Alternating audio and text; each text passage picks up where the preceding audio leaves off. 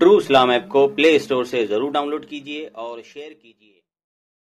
नहमदुहु व नसल्ली अला रसूलिहिल करीम। अस्सलामु अलैकुम व रहमतुल्लाहि व बरकातुहू। अकायद से मुताल्लिक़ चंद अकाबिरीन अहले सुन्नत व जमाअत की इबारतें। सामईन हज़रात, अकायद से मुताल्लिक़ अव्वलन यानी पहले चंद अकाबिरीन अहले सुन्नत व जमाअत की चंद इबारतें मुलाहिज़ा फ़रमाएँ और अच्छी तरह समझ लें ताकि अकायद की शनाख्त यानी पहचान और उसका हुक्म समझने में आसानी हो सके। शहज़ादा आला हज़रत इमाम अहले सुन्नत हुज्जतुल इस्लाम हज़रत अल्लामा मुफ्ती मोहम्मद हामिद रज़ा ख़ान क़ादरी बरकाती अलैहि रहमा फ़तावा हामिदिया में अकायद से मुताल्लिक़ लिखते हैं, मानी हुई बातें चार किस्म की होती हैं। नंबर 1, ज़रूरियात दीन जिनका मुनकिर काफिर, इनका सबूत कुरान अज़ीम या हदीस मुतवातिर या इजमाए कतइयातुद दलालात वाज़िहतुल इफ़ादात से होता है, जिनमें न शुबह यानी शक को गुंजाइश न तावील को राह। नंबर 2, ज़रूरियात मज़हब अहले सुन्नत व जमाअत जिनका मुनकिर गुमराह बद मज़हब, इनका सबूत भी दलील कतई से होता है अगरचे बेएहतिमाल तावील बाब तकफीर मसदूद है। नंबर 3, साबितात मुहकमा जिनका मुनकिर बाद वुजूह अम्र खाती व आसिम करार पाता है, इनके सबूत को दलील ज़न्नी काफ़ी, जबकि इसका मफाद अकबर राय हो कि जानिब खिलाफ को मतरूह वो मुज़महिल कर दे। यहाँ हदीस आहाद सही या हसन काफ़ी और कौल सवाद आज़म और जमहूर उलमाए सनद वाफ़ी। बेशक जमाअत पर अल्लाह का दस्त कुदरत है। नंबर 4, ज़न्नियात मुहतमिला जिनके मुनकिर को सिर्फ मुख्ती कहा जाए, उनके लिए ऐसी दलील ज़न्नी भी काफ़ी जिसने जानिब खिलाफ के लिए गुंजाइश भी रखी हो।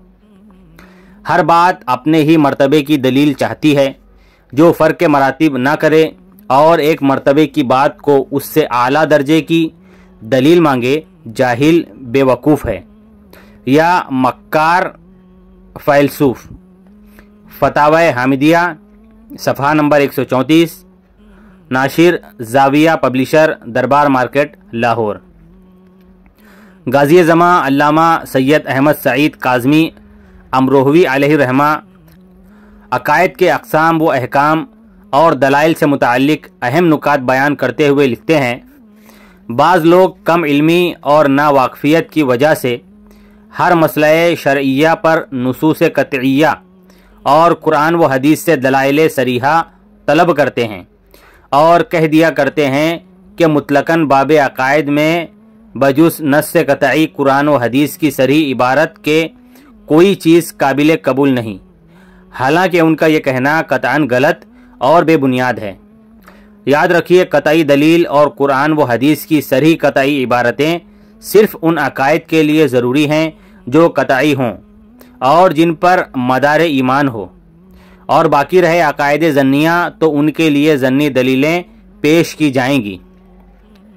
शरअ अकायद नस्फ़ी में तफ़ज़ील रुसूल पर कलाम करते हुए शारे अल्लामा फरमाते हैं, इस अम्र में कोई खफ़ा नहीं कि ये मसला ज़न्नी है जिस पर ज़न्नी दलाइल पर इख्तिफ़ा कर लिया जाता है।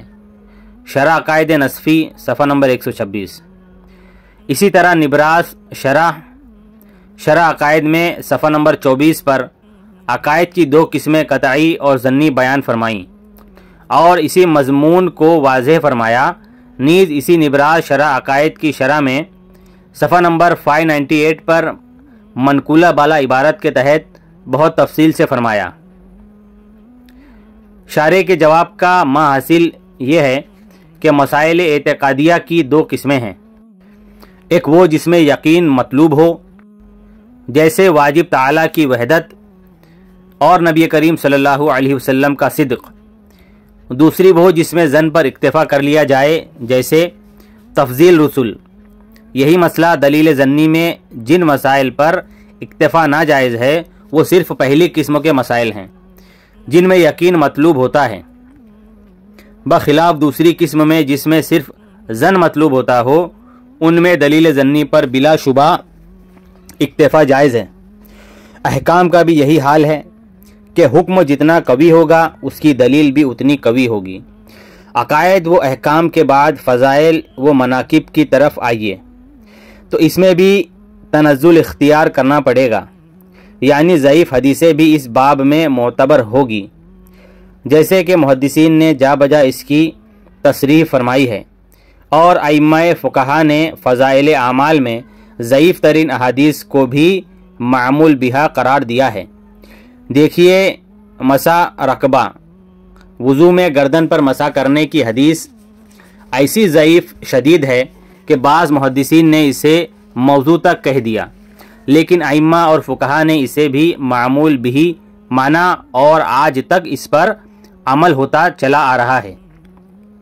فضائل و مناقب میں ضعیف کا معتبر ہونا متفق علیہ ہے۔ علامہ ابن حجر، ملا علی قاری، شاہ عبدالحق دہلوی وغیرہ علماء کی تصریحات خصوصاً محدثین و فقہائے احناف نے صاف صاف فرمایا ہے، جس سے کوئی اہل علم بے خبر نہیں۔ دیکھیے افضل القراء، مقدمہ مشکات، موضوعات کبیر، کفو الاثر، بالخصوص ایسی صورت میں جبکہ حدیث کا مضمون قوی حدیث کے مضمون سے مضبوط ہو، لازماً اس حدیث ضعیف کو فضائل و مناقب میں قابل احتجاج یعنی دلیل سمجھا جائے گا۔ مسئلہ ذل نبی صلی اللہ علیہ وسلم پر تحقیق، نظر اور دلائل نصفی و اثبات کا جائزہ صفحہ نمبر 1 سے لے کے صفحہ نمبر 8 تک۔ تو دوستو، آپ نے کچھ اکابرین اہل سنت و جماعت کی عبارتیں سنی، امید کرتا ہوں کہ آپ کو سمجھ میں آ گئی ہوں گی۔ اگر نہیں سمجھا تو ایک دو بار اور سنیے، انشاءاللہ اس کو ہم ٹرو اسلام ایپ میں بھی ڈالیں گے، ٹیکسٹ کی صورت میں بھی ڈالیں گے، آڈیو کی صورت میں بھی ڈالیں گے۔